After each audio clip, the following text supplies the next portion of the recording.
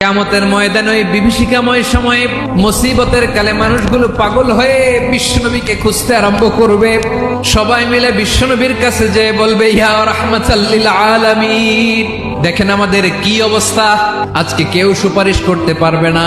সব নবীরা অপারগতা স্বীকার করেছে, তারা বলেছে আপনি ছাড়া কেউ নাকি আল্লাহর সামনে দাঁড়াতে পারবেন না, আপনি একটু সুপারিশ করেন। বিশ্বনবী মাকামে মাহমুদে যে আল্লাহু আকবার বলে সিজদায় লুটিয়ে পড়বেন। আল্লাহ রাব্বুল আলামিন বিশ্বনবীকে এমন কিছু চমৎকার শব্দ শিখাবেন, ওই শব্দগুলো দিয়ে আল্লাহর প্রশংসা করে বিশ্বনবী কাঁদতে আরম্ভ করবেন। রব্বুল আলামিন এই দৃশ্য থেকে সহ্য করতে পারবেন না। রব্বুল আলামিন বলবেন, ইয়া মুহাম্মদ ইরফা রাসাক, ও নবী আপনি মাথা তোলেন, যা চাবেন তাই দেব।